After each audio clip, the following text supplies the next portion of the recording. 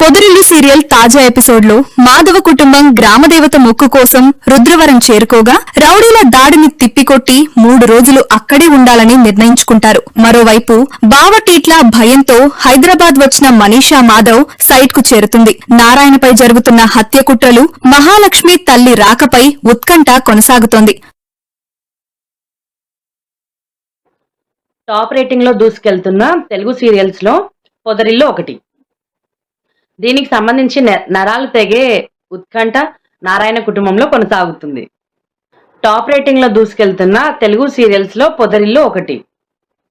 దీనికి సంబంధించి నరాలు తెగే ఉత్కంఠ నారాయణ కుటుంబంలో కొనసాగుతుండటం విశేషం. అనుభవజ్ఞులైన టాలెంట్ కలిగిన నటులను ఎంపిక చేసుకోవడంలో పొదరిల్లు మేకర్స్ తొలి విజయం సాధించారు అని చెప్పుకోవచ్చు. వాస్తవానికి తాజా ఎపిసోడ్ ప్రకారం గ్రామ దేవత మొక్కు తీర్చేస్తే అంతా మంచి జరుగుతుంది అని సిద్ధాంతి చెప్పినప్పుడు మనం వెళ్లాల్సిందే కదా మహాలక్ష్మి పెద్దతో అంటుంది.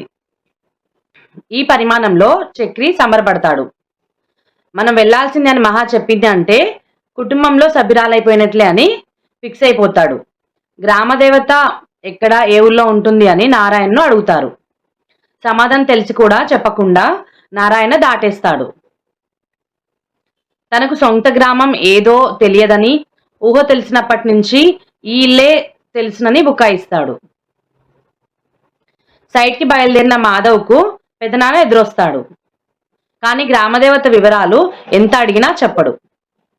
మన 2 కుటుంబాలు మళ్ళీ కలుస్తాయని అనుకోకు అంటూ కాస్త ఓవర్ యాక్షన్ కూడా చేస్తాడు. మరోవైపు మనీషాను వెతుక్కుంటూ ఆమె బావ టిట్లా హైదరాబాద్ వస్తాడు. బావతో పెళ్లి ఇష్టం లేక మనీషా హైదరాబాద్కు వచ్చేస్తుంది. ఇంటికి తాళం వేసి బన్సీ మనీషాను మాధవ్ పనిచేస్తున్న సైట్కు తీసుకొస్తాడు. తను ఎక్కడైనా తలదాంచుకుంటానని, కానీ మనీషాని ఎక్కడ ఉంచాలని అంటాడు. ఎవరికి అనుమానం రాకుండా మనీషాని మా ఇంట్లో ఉంచుతామంటాడు మాధవ్. మనీషాని కంటికి రెప్పలా కాపాడుకోవాలని తమ్ముళ్లను ఆర్డర్ వేస్తాడు మాధవ్. గ్రామదేవత అడ్రస్ ఎక్కడో గాయత్రిని అడుగుతుంది మహా. చిన్నప్పుడు వెళ్ళినట్లు గుర్తు, గ్రామం పేరు గుర్తులేదు అంటుంది గాయత్రి. అయితే మనీషాని నువ్వు పెళ్లి చేసుకోవాలని ఆ గ్రామదేవత మన ఇంటికి పంపించిందని చక్రి అంటాడు. ఆశ్రయం కోరి వచ్చిన వారిని పెళ్లి చేసుకోవడం తప్పు అంటాడు మాధవ్. ఆశ్రయం కోరి ఏ ఆశ్రమానికో రాలేదు కదా, అయినా నీ మనసులో కూడా మనీషా ఉందని చక్రి అంటాడు.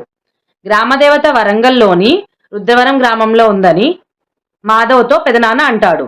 రుద్రాంబిక అమ్మవారి గుడిని కాకతీయులు కట్టించారని తమ తాత ముత్తాతలు కొలిచారని చెబుతాడు. అయితే నువ్వొక్కడివే వెళ్ళాలి అంటాడు. పెదనాన్న ఇలా మారిపోయాడేంటి అని మాధవ్ ఆశ్చర్యపోతాడు. పెదనాన్నను భయపెట్టి నిజం కక్కించింది ఎవరో కామెడీగా చూపించారు. నీ రక్తం కళ్ళ చూస్తా, నిన్ను చంపి జైలుకెళ్లిన నీ మొగుడు ఇన్నాళ్ళకి రుద్రవరం వస్తున్నాడు. రుద్రవరంలో అడుగు పెట్టగానే రుద్రాంబిక అమ్మవారి సాక్ష్యంగా వాడి రక్తంతో నీకు అభిషేకం చేయిస్తానంటూ నారాయణ మొదటి భార్య సోదరుడు కారుకి దిష్టి తీశాడు నారాయణ. ఏ ఆటం లేకుండా అంతా సవ్యంగా జరిగేలా చూడు తల్లి అంటూ రుద్రాంబిక తల్లిని వేడుకుంటాడు. అంతటితో ఎపిసోడ్ ముగుస్తుంది.